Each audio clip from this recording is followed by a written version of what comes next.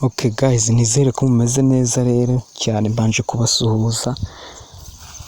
Njye wumva ni Sibomana Boy, nitwa Sibomana Boy, kandi niba ari ubwa mbere ugeze hano kuri YouTube channel yacu uri mushyashya, uhawe ikaze. Kandi mbere yuko dutangira, banza urebe ko hasi wakanze subscribe, niba warayitara ikanzu ikande, kandi niba nawe wari usanzwe hano, uhawe ikaze. Icyo usabwa ni ugukora like na comment na share, ugasharinga video ku bantu byibura nk'abantu nka 5. Uyu munsi wa none rero nshaka ko tunabazaniye abahanzi bagera muri 7 barebwe hano mu Rwanda. Uyu munsi naje guca impaka z'abantu bavuga abahanzi bagize views nyinshi mu Rwanda. None uyu munsi nababazanye, nagenda begeranya abahanzi barebwe cyane mu Rwanda n'izo ndirimbo views zagiye zigira, nazizanye ubu ngubu nizo ngiye kubereka.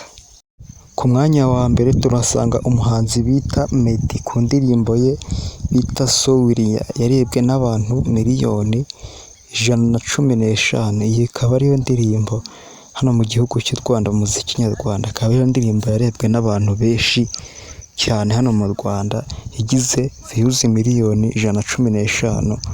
Urumva ko ari views nyinshi cyane.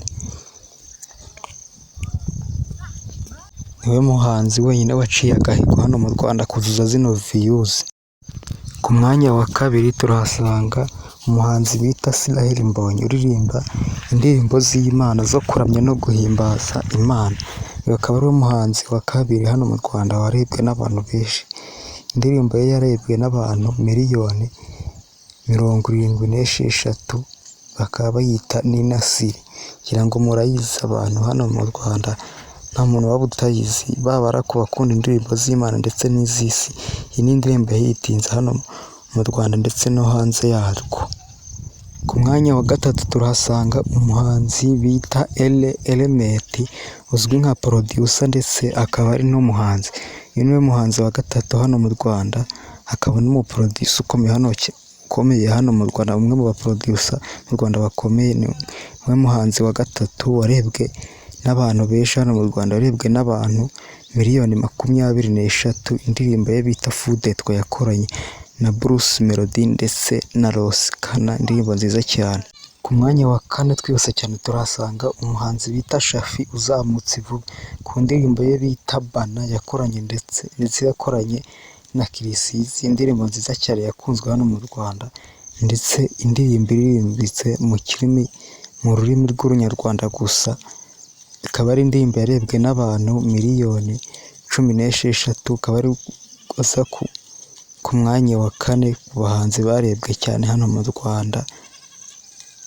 Ku mwanya wa gatanu ari nawe wa nyuma turahasanga umuhanzi bita Bruce Melody. Ndakeka benshi muramuzi hano mu Rwanda. Indirimbo ye yarebwe cyane kuri YouTube ye bayita Catherine, yarebwe n'abantu miliyoni 14. Akaba ariyo ndirimbo yarebwe cyane hano kuri YouTube. Kabaza ku mwanya wa gatanu mu bahanzi b'Abanyarwanda barebwe cyane hano mu Rwanda.